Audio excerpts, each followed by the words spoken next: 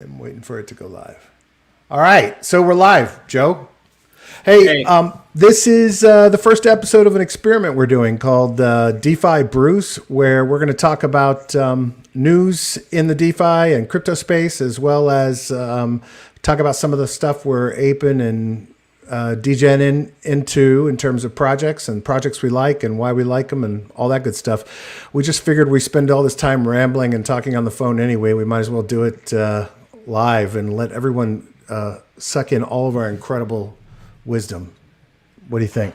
yeah, absolutely. I mean, we have these calls every day for an hour that are supposed to be 5-minute calls, and we realize how much we're talking about that can help various communities, whether it's the institutional finance community that's looking at yield farming as hedging action against spot positions and other cryptos or other market segments, or it's retail that Yep. want to learn more about our strategies. So we're trying to find the middle ground and the projects that we like that we think have futures, as well as ones that, when you see some of these yields, it's pretty amazing.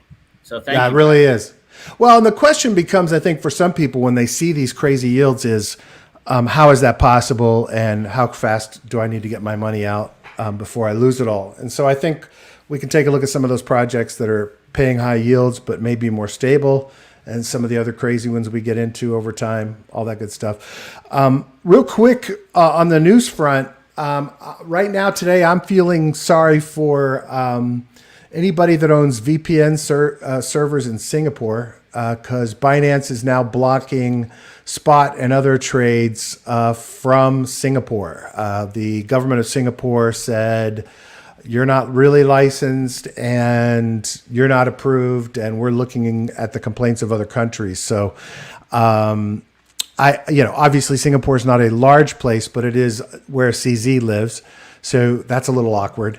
I think that Singapore is seen as a place, has always been seen as a place where that was a great place for crypto businesses and companies, and for trading and for people being able to do what they want in crypto. So I'm a little bit concerned about the message it sends, but going to have to find a new VPN provider. And what are your thoughts, Joe? I've been to Singapore quite a few times in the past, raising money for venture funds, and you got to remember Singapore is actually really close to the U.S. and also has tremendous. It's 85%, if I'm not mistaken, Chinese descent. So they're close to the Chinese as well. Extensive investments up and down the mainland. So I would expect this move. They always had kind of in my opinion, a situation where I don't think you could do certain things in their territory, but it was okay to do crypto related activities outside of Singapore. But now I think they're just trying to police it up, because we know that there are projects that, like in anything, there are projects that, shouldn't be out there that are money grabs, let's say. Yep. A very small amount, in my opinion. If you do your research, you can really weed those out. But I think it's a natural progression. And a lot of people, what countries are crypto friendly? Switzerland. You Yeah. might want to adjust those VPN settings. Absolutely.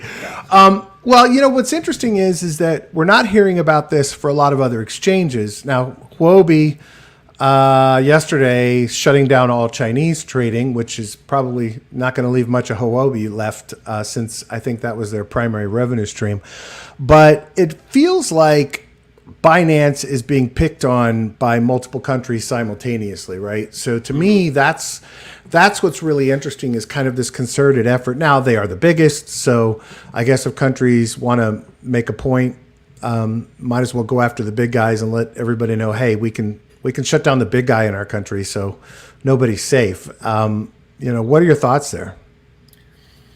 Well, I think that, I've always liked Binance. After Cryptopia went down, that was the only place to do anything, and it had a tremendous selection of tokens. Still does. Right. It's just closed off to Americans, and I guess Chinese now, and in a few other countries. And Singapore, yeah. Yeah, I think we're on the list with Iran and Yemen and some other countries that, China, U.S., that aren't supposed to be on those platforms, and we know what it's all about. Yep. It's not about retail; it's about big money, and everybody trying to get a handle on that. Which I don't know if that's actually possible at this point, but at the same time, I think in some of my discussions with others, it's a lot of behavior, tweeting behavior, and things like that people feel moves the price sometimes from Binance principles. So I think that's what's annoyed everybody. But if I was Binance and CZ and those guys, I would find a solution. I mean, Right. Binance US is right here. It just Right. needs more tokens. So Yeah. make it work. And I know they're trying to. I mean, everything I've heard and seen is that they are trying to. But I'm a firm believer of engaging with regulators. I don't think just look at like what Ethereum did versus what Kick did. And I mean, that's your model right there. Whatever your philosophy is, you still gotta like deal with them. So I don't go confrontational in those situations. I go, what do we got to do? And that's what I would do if I was Binance at this point. Cool. Well, look, I think Binance has a solution. It's called BSC, right? Yeah. They've said from the beginning they're going to decentralize. They're big players now in the DeFi space with BSC, despite its, kind of the reputation of some of the projects there being sleazier than elsewhere. But I think that, decentralizing the central exchange is going to be critical in moving people off of that into DeFi is going to be important. I think it's obvious that the regulators are going to go after the low-hanging fruit. They're going for the exchanges. They're going after the non-anonymous DeFi plays first because they want to try to make an example out of it. At the end of the day, in the United States, the SEC has incredibly limited resources, right? If you look at the thousands of ICOs that occurred over the last few years, how many has the SEC gone after? 20, 25 max. Pretty good odds that, if you're a fairly anonymous run project that is decentralized as much as possible, that's given the community governance capabilities, that's not run by a single person or persons, couple of people, then it's pretty good odds that it's going to be a little more difficult for them to go after you. And they're probably going to go after the folks who are public, right? The companies who have tried to be regulatory compliant. Anyway, China. Did you want to talk about China's 475th ban of cryptocurrencies? Yeah, again, I worked a lot in China a few years back, and before everything got all super kind of nasty between the U.S. and China, when we're talking in the mid to 2005, 2010 timeframe, and there's so much potential there. My little tagline, for then was to me, I always looked at China as .com times a billion. And so, you can't ignore them. Just there's so many potential customers there. Sure. Now, as to now with crypto, Chinese have always had an issue with capital exfiltration, where, people are trying to, similar to here or worse than here, I guess, people trying to diversify, and you have to go through very special permits and processes at different groups to be able to move money out. Well, I would say that probably the law there is a little less transparent than in other markets, but at the same time, people have been moving money out anyhow for 15 years, and I think when you look at crypto, there's a very print the paper key and stick it in a book and walk out the door, basically. Right. So to me, I believe the Chinese government's getting ready to launch a stable coin. I believe this is a consolidation play to price everything off of their stable coin within China. But I look at, again, whatever we call their version of accredited investors and institutional investors. I think they're still holding a lot of top tier crypto. Yeah, makes sense. Well, it was interesting that happened yesterday. DYDX, which is, derivatives, so it's not the real thing, had this massive surge in volume and surpassed Coinbase in 24-hour volume. And the theory is that the Chinese are dumping into derivatives and synthetics because then they're not actually buying cryptocurrencies. right? Oh, very So interesting. yeah, so I thought that was really interesting to see that DYDX had that massive volume surge. You know, I saw the token moving yesterday and just jumped in and I saw, oh, this is pretty cool. But I wasn't thinking of it from that standpoint because I think it just launched a couple of weeks ago, right? It's a Well, they just did their non-US airdrop a few weeks ago. I'm not sure. I think it's been live longer, but I'm not sure. I haven't followed it closely. Yeah, I don't really trade in, you know, calls and puts, futures, perps, whatever you want, derivatives on those yet. Although I am exploring that. I tend to like spot and, you know, DeFi yield farming. Right. To me, I think that gives you a lot of natural hedges in the yield farming that, you know, whatever you're trying to do, whether it's accumulate more coins or it's accumulate more value, those balancer mechanisms and AMM, they really do some interesting hedging type activity for you automatically. So I tend to hang there, but I know a lot of people trade a lot on, you know, leverage and derivatives. And so it seems something that's quite attractive. And I'd like to learn more. I'm going to learn more about that in the next couple of weeks just to see if it makes sense for me. Cool. But that makes sense. I could see, I was wondering where that was going to go because, you know, where's the crypto going to go in China? It's got to go to other places. Yeah. And they've got to sell it or they've got to move it or something. And it's, you know, obviously we know it's not hard to move it. And they probably don't want to, they don't seem to be selling it because you haven't seen massive, you know, corrections. You've seen dips being bought constantly. Right. So I don't know. You know, China says a lot many times, but, you know, they were the head of, you know, they were banning this stuff, what, 3,000 times, and they were the biggest miners in the world. Exactly. And the biggest miners are in Beijing. So, you know, how does that happen? It's crazy. It's crazy. Yeah. So. Let's climb into a couple of projects each and discuss them real quickly. What's something you've been looking at or you've aped into, or what are you looking at? Well, I like the platforms a lot. You know, I kind of do a lot of investing, trading, whatever around stuff that's speeds layer 2 type options such as Polygon, Matic, and versus Ethereum layer 1, just because, you know, gas fees. Right. If you're an institutional investor, it's not a big deal paying the gas fees, but, you know, the main Ethereum network is also slower. So a lot of times when you're arbing or doing different things in DeFi, you know, there's like 7 transactions in a row and you can't have it take 3 hours because we know prices change. Exactly. And then boom, your thing blows apart. So I look at a lot of stuff like that. So the ones that I like on Polygon, what is it? DFYN. Yes, that one. Lots of great pools there, good yields. And, you know, basically, you know, integrates right into Polygon. So once you get your wallet set up into Polygon, you can trade there on pools. And there's quite a few. I like you know, I'll tell the pools I'm in, even though it's probably not in my best interest because then more people will flood into them and lower yield. But, you know, the ecosystem pools I like a lot. Aave with DFYN, Curve with DFYN, Link with DFYN, Luna with DFYN, Matic, all of those, which are all some of my favorites. Yeah, they've got some nice APYs. I'm showing that on screen right now, like 194 for the Aave, Uniswap 188%. That's pretty. Yeah. That's pretty. Oh, that's APR, not APY. That's awesome.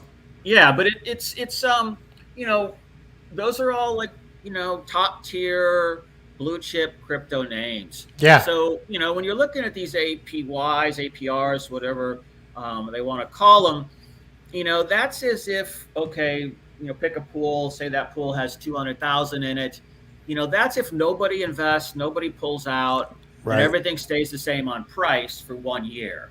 Well, we know that doesn't happen. There's volatility. We know people see the yield and they put money into it. So then overall yield goes down. But what's interesting, and this is where the offset is between layer 1, is that you can daily compound in these pools. Yep. And one of my favorite tricks. So, you know, if you look at a daily compounding calculator and you punch in what, 212% that you're going to daily compound, that APR, APY turns into like, you know, 2,600% or something like that.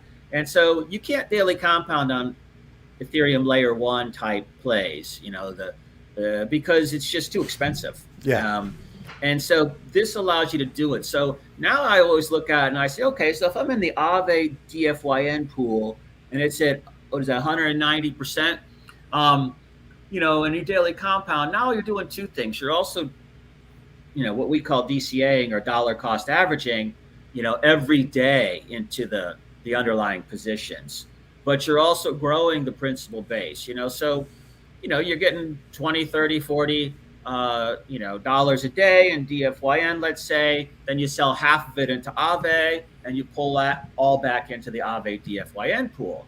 Well, the other thing I look at is that, if you're getting 2,000% daily compounding, I mean, look, these can only go down 100%, right? Right. So if you take a 40% hit for a while, you're still up 1,860%. So That's right. It's very hard to kind of get, if you pick the right ones in this mode that we're talking about, and this is what I would call kind of an institutional mode, because, we're holding for a while, we're not in and out.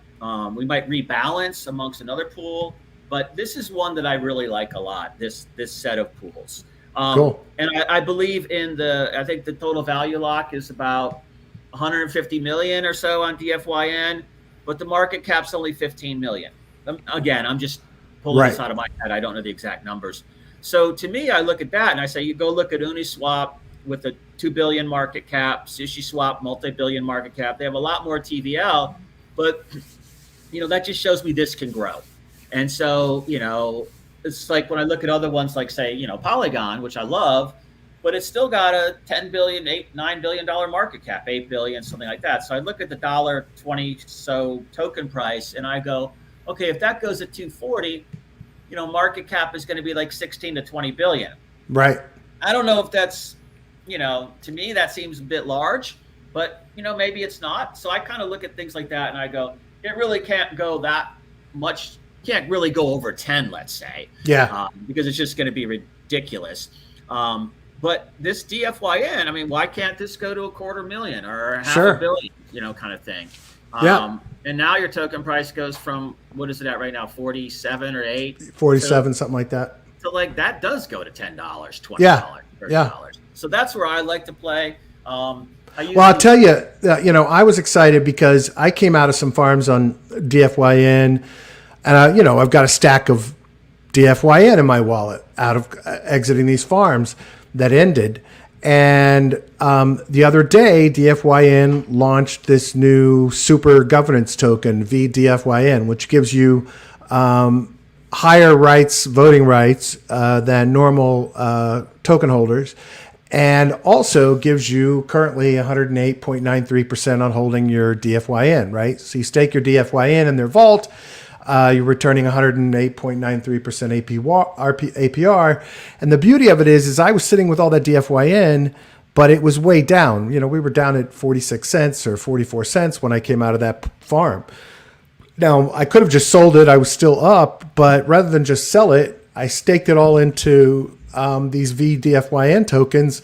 And, it's this growing value because I'm printing more DFYN every day with the vault, but also I can sit back and wait for the value on DFYN to go back up again, right? So It's a great way to kind of ride out downturns in the market. If you're already in it, you're holding it, and the price has dropped, this is a great way to pull it out. As a matter of fact, I'm also interviewing some of the senior executives at DFYN for the podcast this week. So excited to chat with those guys. Another project that I have a podcast episode dropping is Olympus DAO. So I spoke to Zeus, the founder of that, who I think is like big brain, severe genius level guy. And we discussed the project and how really Olympus is pretty unique in its model. It's essentially trying to become a reserve currency. And it is doing a beautiful job of it. The interesting thing in talking to Zeus that I pulled out of this was he actually, having come from a macroeconomics background, he actually ran models on his system like hundreds of times before they launched and before they finalized development. So this is a platform that's like really been tested. It's actually modeling out. It's actually growing not exactly, similar to how the models predicted it would.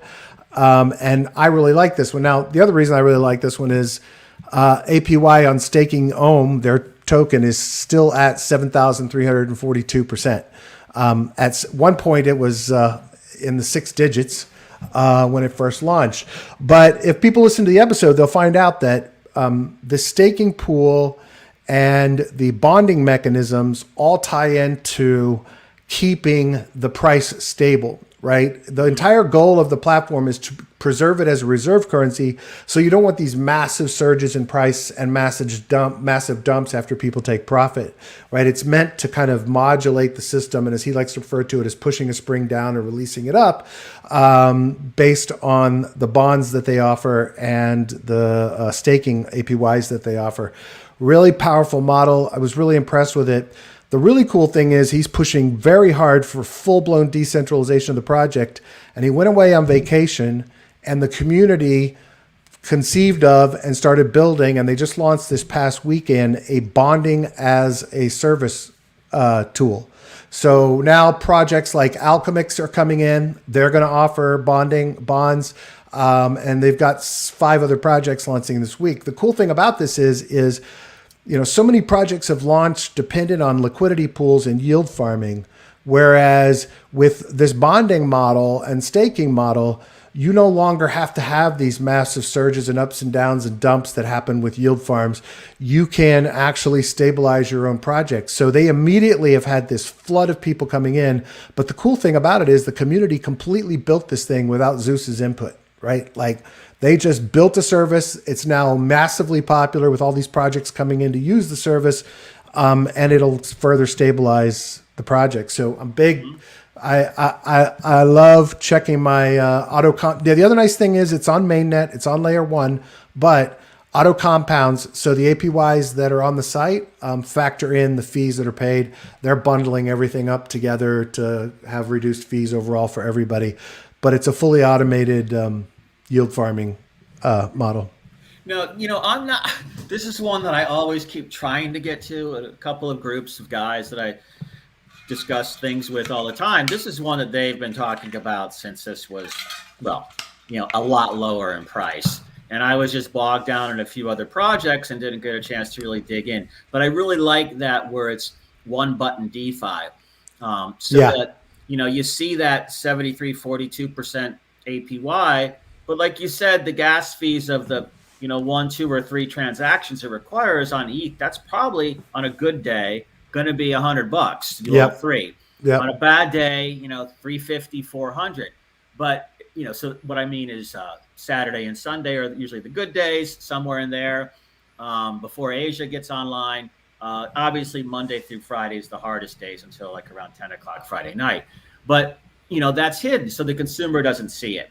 And layer 1 is still the most robust network out there, absolutely. Ethereum. So this is one that I love like you said, the self-arbing built within, so that, normally what happens, you have outside traders looking at pricing on different exchanges and then buying here and selling there or staking here to adjust the price. This is all inherently built into the platform. And finally, he's going where everybody has to go.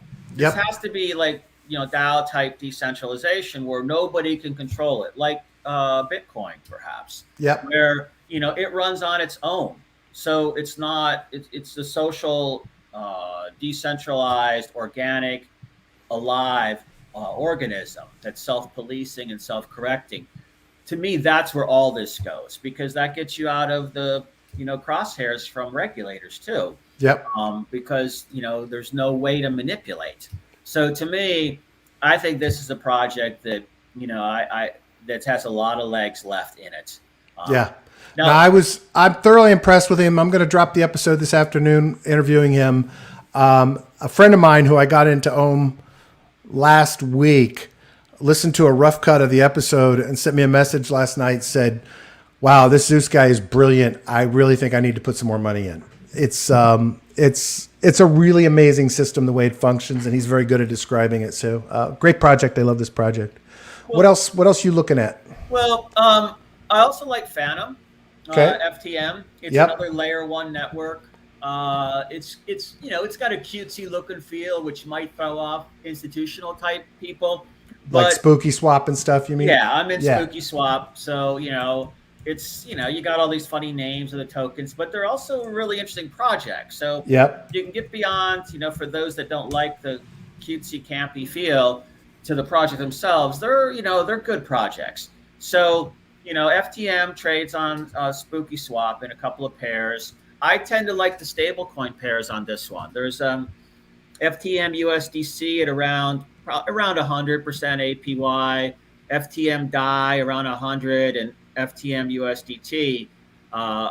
They fluctuate up and down. Sure. But it's in that range, 80 to Yep. 120. And then I also like there's a Trebe pool in there, an FTM Trebe. I started kind of jumping on that. It's Swiss based. Oh, very cool. Doing a lot of things, but they got an angle where 30% of their transaction fees go to social impact projects. Oh, very nice. Profits. So that's awesome. Which is something you really find in a lot of these plays that I like. You get that strategic philanthropy going, where they're really trying to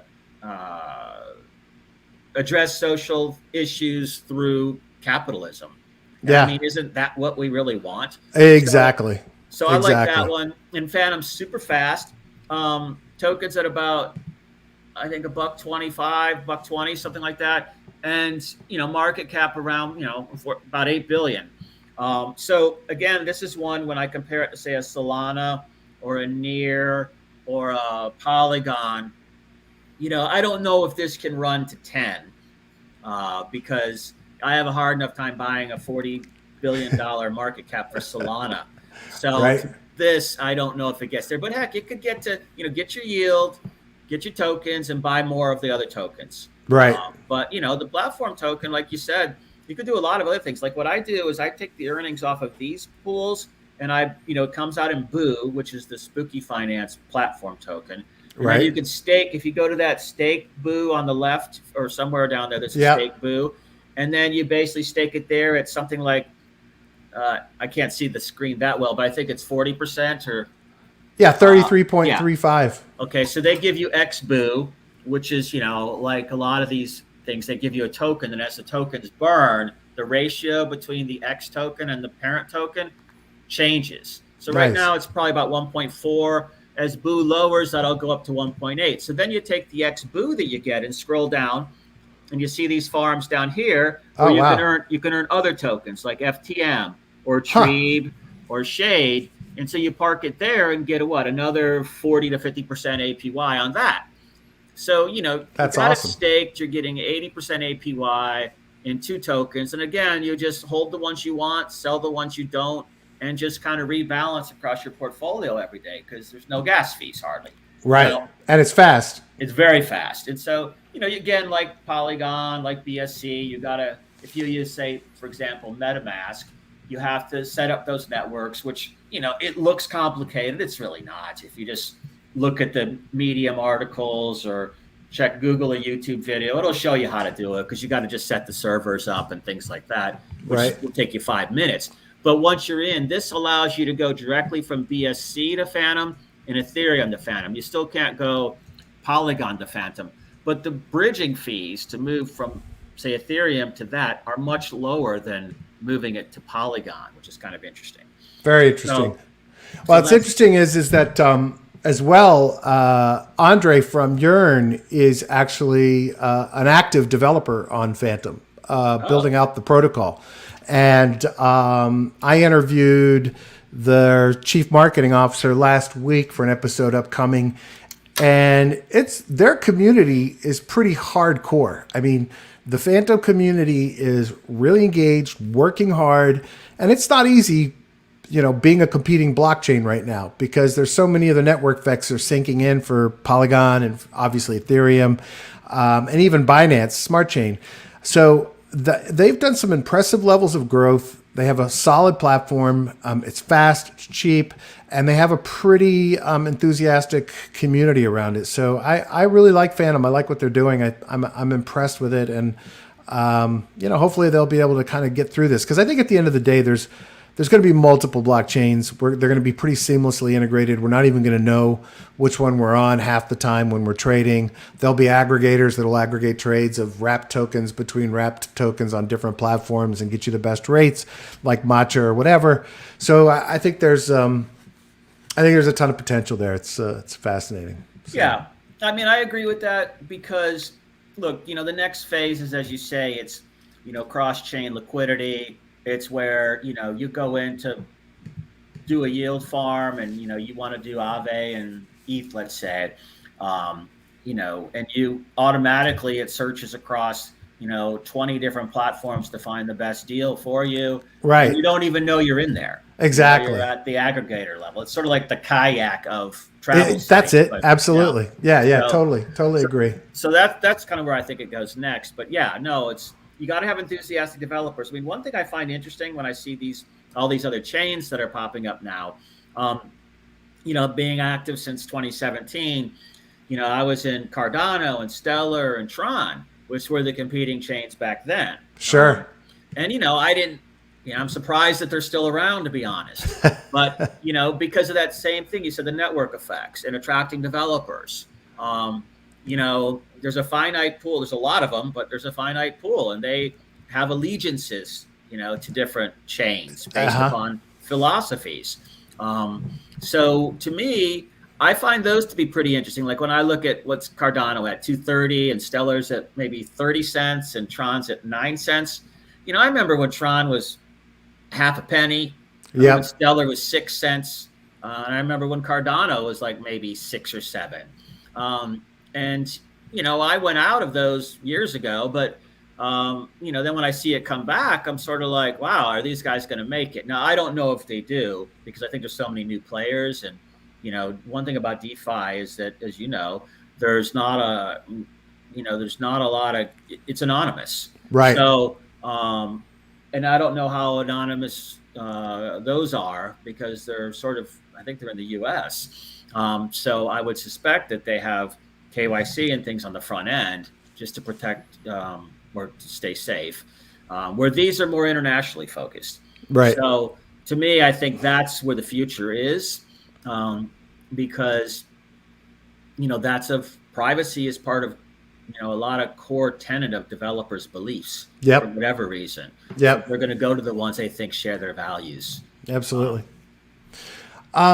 So one last thing I'm noticing is I'm running into projects that are like Olympus DAO, more focused on stabilizing pricing. This is another stable coin called Temple DAO, has a really cool model. I'm not going to go into the details of it, but again, it's like increasing and decreasing supply automatically in order to stabilize the price. And this is a stable coin versus a reserve currency, which, Olympus is not pegged to anything. Temple is pegged. Really fascinating models and how the mathematics work in terms of stabilizing pricing. And I'm actually just very excited to see so many projects focused on, let's make this a little more palatable for real people, right? Let's make this like, here's a stable coin that's paying, I think, for staking. And they explain how they do their staking. Their medium is really phenomenal for it. But I think that currently the staking of this stable coin, this Temple stable coin, is 3,600%. And then on top of this, they're going to be adding products to their platform that will are also kind of index and portfolio building products, that kind of thing, right? So they're building up this stable coin as the core, and then they're going to be able to launch other products on top of their model. But once they have this kind of stable coin, it makes it a lot easier for people to kind of trust them. They don't feel like, that there'll be a rug pull or a bank run that will decimate the value of the stablecoin and then screw up everything else they're involved in. So I'm just seeing this more and more, and I'm actually pretty excited to see more products doing this. And I think what's going to happen here is we're going to see a progression away from liquidity pools and yield farming and into staking and supply controls, but rewarding people who are participating, who are staking, who have governance tokens at higher levels than they would normally probably even get in some cases in yield farming, because it's part of the modeling. It's part of the financial structure of that currency. So I think bonds, supply models are all going to be interesting. I don't think liquidity pools are going to go away. I don't think yield farming is going to go away. I think it's going to be a big part of the space just because automated market makers are supplying the liquidity. But I do think that we're going to see more and more projects concerned about the stability of price over big pumps and dumps, right? Yeah. Because it's not sustainable. Like if your token is pumping, 200x in a day, and then everybody dumps it at the end of that, there's no long-term value in your project that way, right? I mean, there are plenty of projects that can overcome that and then stabilize out over time. But I really like looking at these experimentation with bonding, with supply management and everything else, because I think it'll help make DeFi more palatable for everybody while still having incredible rewards. So we'll see what happens. Well, I think, coming from a, traditional finance background in tech, I tend to look at this through a lens that maybe others don't. So when I see a liquidity pool, when I'm explaining it to some, ultra high net worth types that are looking to get in but don't get it, I say, well, look, if you look at New York Stock Exchange, the GE quote is a liquidity pool. It's true. It's just paired with the US dollar. That's so right. You have market makers there. Yep. You have all the same things you see in crypto around that. So people can execute large trades and not tank the price. So the more in those pools. So if you look at like the DFYN site, you kind of look at, there's usually a pair, like I like Monavale on that also, which is Digital Axe. It's a digital fashion designers skins for esports and games. But they do two pools there. They do one against USDT. They do one against Quick, which is the platform token on QuickSwap. So, and I love the pools with stables for the reasons you were just talking about. Right. Because I'm just going for yield. Right. I'm like, whatever happens to the token happens, but I don't have to worry about the stable side. And I just have to think about, in this case, it's the token's called Mona or Monavale. I worry about that. And so I get the yield. And again, I just sell half of it into Mona and daily compound it back in. So, to me, that makes sense because, you remember, what was it? Is it Terra Luna or something like that? That was one out of HK that does the stable coin kind of cross chain stuff. Yep. Where they have the ARB stuff built in. That has to be the future. Absolutely. Because you can't, like in IPOs, when you talk about the price of crypto going up, 20-fold and everybody dumps. Well, that's what happens in IPOs too at the end of 6 months or whatever the lockup is at that point, if not pre-IPO, when, you're dumping to friends and family people at the wealth managers of the bank that you're taking you public. So, I don't mean dumping, you're cutting them in, really. Yeah, I know what you mean. Okay, so, but you're getting liquidity. You're taking out a little bit of what you built and moving forward. So you can't have it in crypto where instantaneously you can get out anytime and get in anytime. Because I'm not a big long holder and stuff. I'm kind of a medium holder on most. But then when I'm up, if I go into something in a day and it's up 40%, I'm gone. I don't stick around thinking it's going to do another 40. Right, because of that exact reason. Everybody else is there. Okay, let's swing trade this and dump it exactly, into the tank and then buy it back. So, but some stuff I do believe in a little more long term, and that's what I pool because you're just going to let it sit in a wallet doing nothing. Yeah. And then one other thing about stable coins I'd just like to touch. This could be a whole discussion topic, but you look at places like Aave, Celsius. I mean, I use Aave because it's on layer 2. But, you go there with your Bitcoin and your Ethereum or whatever, and you stake it there. You get a couple of points of interest, and you get another couple of points in reward. In Aave, in this case, it's usually Matic, I believe, that they give you. But then you can borrow up to half of that in stable coins. So the easiest trade to do if you want to be the least risky, but you do have to keep track of your ratio in there. So so your collateral doesn't get liquidated. Yeah. So I don't max that out. I always leave a lot of room, and I keep some other stuff in reserve too. And I think on some of these other companies, groups, you can do stuff where you have auto trade there to protect those counter liquidation things. But what do you do? So you stake $5,000 there, and you pull out 2,000 in stables. Then you go to DFYN and look at there. There's some pools there that it's like UST with USDC, like 120%, 80%, 50%, 30%.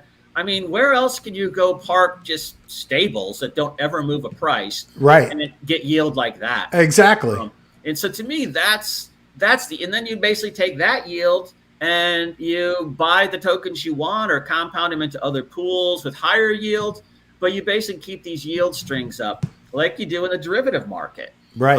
Where you're compounding on top of compounding, and maybe you're only in for a day, you're in for a couple hours, or you're in for 6 months, but it's a very low risk trade. So stable coins, I know that certain regulatory agencies don't like them because they fear sort of what if everybody wants to sell all the tether at once? And I'm like, well, what if everybody wants all their money at the bank? Exactly. Same model. But most of it, to be honest, the tether stuff I see, most of it is, you look at some of these sites in Seychelles and Hong Kong and other places, people come in with debit cards and credit cards to buy crypto. Well, the thing they buy is USDT. Right. So that's where they mint the USDT. Then they take that and they buy Bitcoin or Ethereum or something else. So when they're selling, they're not selling back to USDT if they're exiting in that exit scenario. They're going right out into dollars, on Coinbase or FTX or something like that, or whatever market you're in. So I think that's a little overblown. Yeah, I agree. And to me is, market invest in what the market trusts. I mean, caveat emptor and all of that. So now you see UST token out, which I think is actually physically going to have $1 in a bank for every dollar they print, whereas the Tether uses more of a combination of bonds and other instruments and cash as well. I don't think they're really physically holding $1 for every print, but they have financial instruments that are collateralizing everything. So, it's something that evolves. So if everybody loses confidence in Tether, everybody will move over to UST or USDC or whatever. Maybe China's Frax, LUSD. There's all kinds of cool algo ones coming too. So lots of finally, just one last little thing. I was talking to someone 2 days ago, and I said, the difference between 2017 and now is a couple of things. One, institutional involvement. I mean, you just look at the order books on all these exchanges at Ethereum or Bitcoin, and there's massive buys and sells sitting there. It's bracketed and it's in a range, and people are controlling it, dumping and acquiring. And these aren't, people like us. This is, big time U.S. financial institutions and European and Asian financial institutions. So those players are in. So like when I see, 5 o'clock in the morning, all my alerts are going off because somebody's dumping stuff. And I go look at the order book and I'm like, just on Binance, there's like 400 million there, sitting 200 below. So I know it's not going to go any further. So I'm like, go back. Exactly. And then the second thing is stable coins. I don't really remember stable coins in 17, 18, because I was always, you are rushing for the door then. Because if ETH is going down, all your alts are going down, and the only place to go is Bitcoin at that point, or it used to be. And if BTC is going down, it's taking ETH down, it's taking alts down. There's nowhere to go.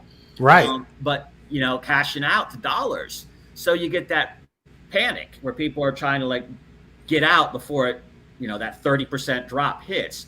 Now with stable coins, you don't have to worry about that. I mean, it takes a while to get comfortable. And then the final thing is yield farming and DeFi. It's a natural hedge. It's a natural accumulation strategy. It's got ARB built in. So you have those three things kind of stabilizing the market.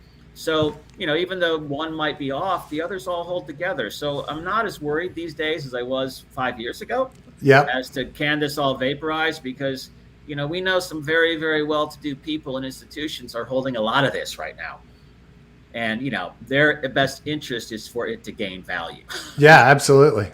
So that's the things that I think are different these days. Yeah, I agree totally. I agree. All right, well, we've gone over our pre-prescribed time limit, but I enjoyed that. That was a lot of fun for a first timer. Let's, I think we pretty much shut down all of Twitter. We had so many people watching us. So yeah, what are we up to? Like 18 billion followers? Nah, look, it's a good experiment, and I'm excited to keep doing this because I think it's a great way for us to talk through the things we already talk about anyway. And then also maybe people learn some things about some cool projects or ways to invest, or we get ideas because, eventually as it grows, we'll have people commenting. So awesome, man. Thanks. Yeah, absolutely. Thank you, Brad. And I will see you. I'll see you on Wednesday, right? Yep. All right. All right, buddy. Have a great day. Hey, have a good day too. Thank you, Bye-bye. everyone. Bye bye.